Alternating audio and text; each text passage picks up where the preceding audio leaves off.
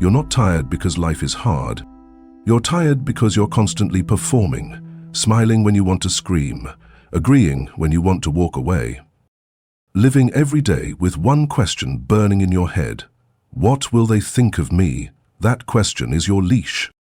It's why you're stuck, it's why they control you, and it's why you'll never rise until you kill it. We're going to talk about something most people never escape, the fear of being disliked. The fear that keeps us quiet in rooms where we should be loud, the fear that kills potential long before failure ever does. This video isn't about motivation. It's about mental warfare. How to free yourself from the invisible chains of approval using the brutal wisdom of Niccolò Machiavelli. We'll expose the roots of this fear, how it was planted in us, how it's used to control us, and most importantly, how to destroy it. If you're tired of living in their shadow, tired of shrinking to make others comfortable, stay till the end, because by the time we're done, you won't just stop caring what they think, you'll use their judgment as fuel. Let's begin. Part 1. The fear of being disliked. We learn it early, not from books, not from teachers, but from the silence that follows every honest word we speak. Say what you really think, and someone flinches. Say what you really want, and someone warns you to be careful. And so, we shrink. Not because we're wrong, but because we've been trained. Trained to survive, not by truth, but by obedience. The world doesn't punish lies, it punishes those who stop pretending. That's why most people aren't living. They're auditioning for approval, for safety, for acceptance from people they don't even respect. We say we want freedom, but we fear the price.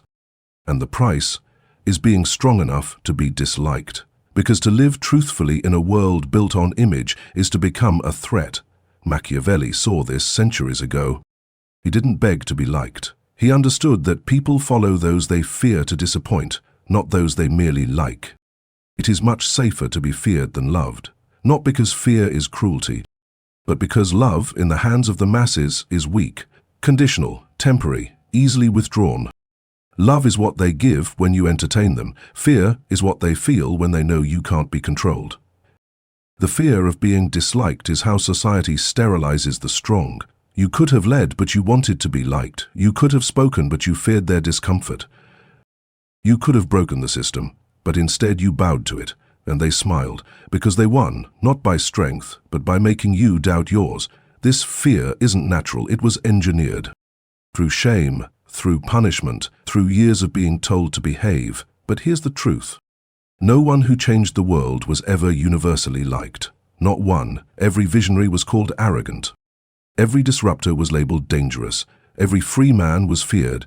So ask yourself, do you want to be remembered for playing nice, or for refusing to kneel? The moment you choose truth over approval, you become a mirror.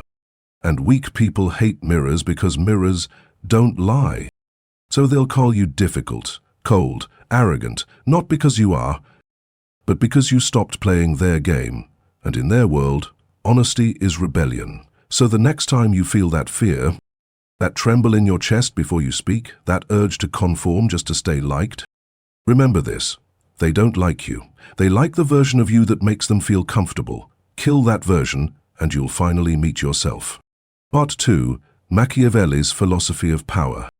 So, if being liked makes us weak, what makes us powerful? Machiavelli didn't just observe human nature. He dissected it like a surgeon. He didn't believe people were rational. He believed they were predictable, emotional, fickle, easily led by appearances. Men judge more by the eye than by the hand. In other words, it doesn't matter who you are, it matters what they think you are. That's the heart of Machiavelli's strategy. Power isn't about truth. It's about perception. We're taught to be good. Machiavelli said, no, be useful, be feared, be untouchable. Because good men are torn apart in corrupt worlds, a wise ruler must learn how not to be good.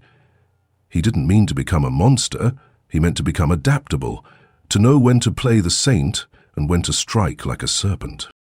Because if you live by the truth, you'll be broken by those who live by lies. And here's the part most people can't stomach.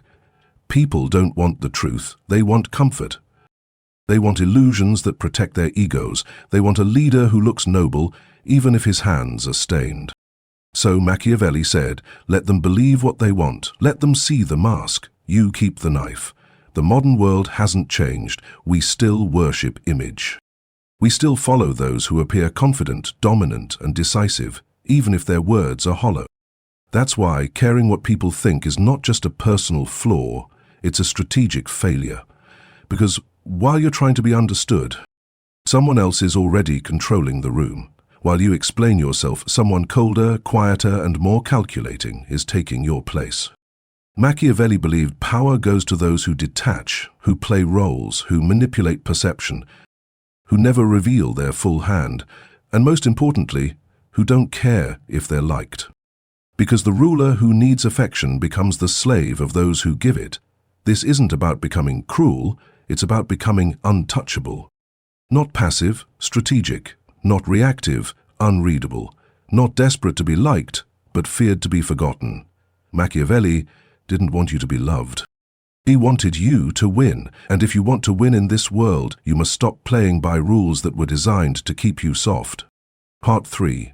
The fear they instilled in us. You weren't born afraid to speak. You weren't born needing to be liked. You were taught to be afraid. You spoke your truth as a child and someone said, that's rude. You stood your ground and someone said, don't be difficult.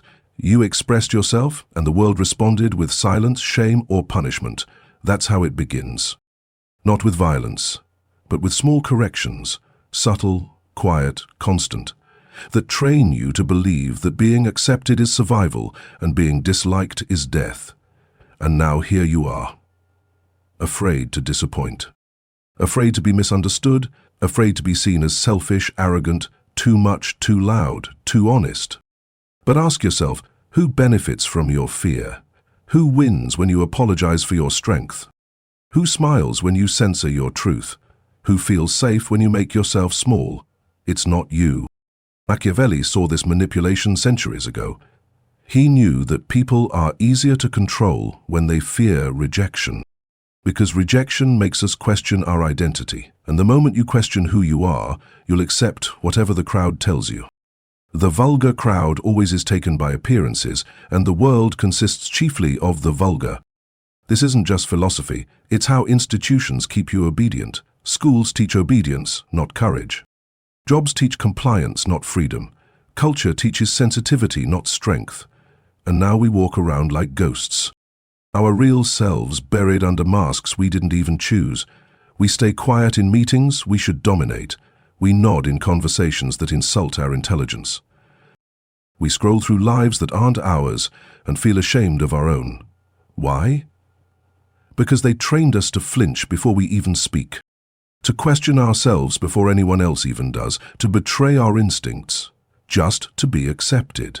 But Machiavelli would say if you have to betray yourself to be accepted, then what you're accepted into is not worth belonging to. That's the cost of their approval. They don't want your truth, they want your submission. And the second you give it, you've already lost the war before it's begun. So now the question becomes, are you still living under the rules they gave you as a child? Or are you ready to burn those rules and become someone they can no longer control? Because until you do, you will keep censoring your power just to be liked by people who wouldn't survive a day in your truth. Part 4. Criticism is a mirror, not a sword. Criticism isn't what breaks us, it's how we interpret it. Most people hear an insult and take it as truth. They flinch, they shrink, they retreat. But Machiavelli would laugh, because criticism doesn't reveal you, it reveals them, their fear, their jealousy, their limits. Let's be clear, no one doing more than you is criticizing you. Only those behind you throw stones. Because criticism is rarely about improvement, it's about control. They want to pull you back into their comfort zone. They want you to question yourself so they don't have to question themselves. Machiavelli would say, let them speak, let them doubt you, let them hate, because every time they judge you, they reveal what they fear, not in you, but in themselves. You triggered something. Your boldness reminded them of their cowardice. Your clarity exposed their confusion. Your refusal to bow made them realize they've been kneeling their entire lives. When a man becomes powerful, the whispers become screams. You're not hated because you're wrong. You're hated because you stopped hiding. So don't argue, don't explain, don't defend your fire to people still living in the dark. They'll call you arrogant when you stop apologizing. They'll call you cold when you stop sacrificing your peace for their comfort. They'll call you fake when you stop needing their validation. Let them. Because the lion doesn't explain itself to sheep. It walks, and the forest adjusts. Here's the truth they'll never say. You can't be criticized into failure. You can only be manipulated into doubting yourself. Criticism is just noise. The stronger you become, the louder it gets, so use it. Turn every insult into evidence that you're rising. Turn every doubt into confirmation that you're different, and turn every attempt to break you into proof that they can't. From now on, don't run from criticism. Study it, decode it, use it. Because criticism is a mirror, and the more clearly you understand what it reflects, the more unstoppable you become. Part 5. The strategy. Appear calm, be untouchable. They don't need to destroy you, they just need to make you react. That's how the world breaks strong minds. Not with force, but with noise. You say something bold, they mock you. You move in silence, they accuse you of hiding. You rise, they question your worth, and every time you respond emotionally, they win. Machiavelli understood this better than anyone. He knew that the most dangerous man in the room is the one who doesn't flinch.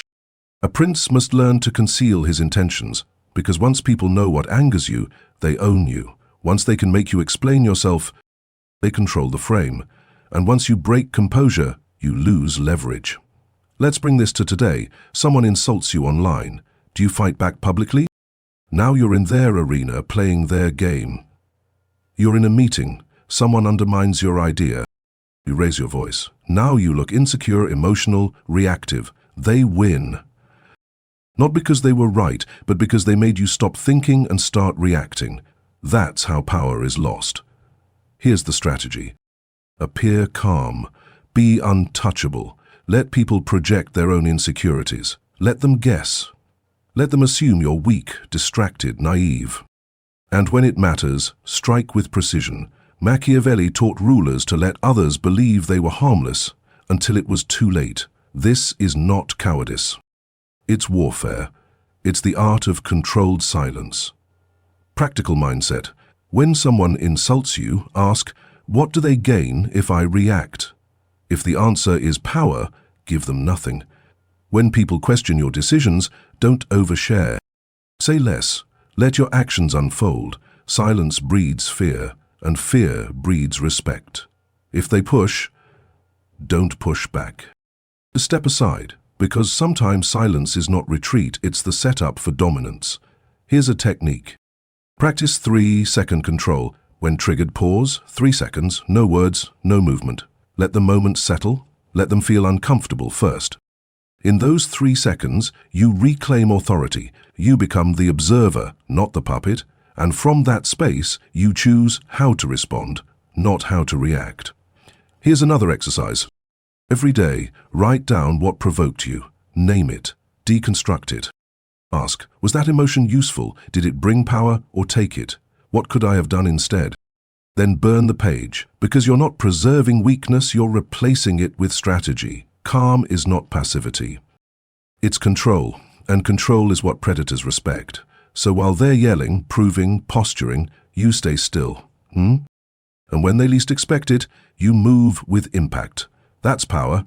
Not in volume, but in timing. They'll call you cold. Let them. They'll say you don't care. Good. Because the moment they realize they can't shake you, they start fearing you. And in Machiavelli's world, that's when you've already won.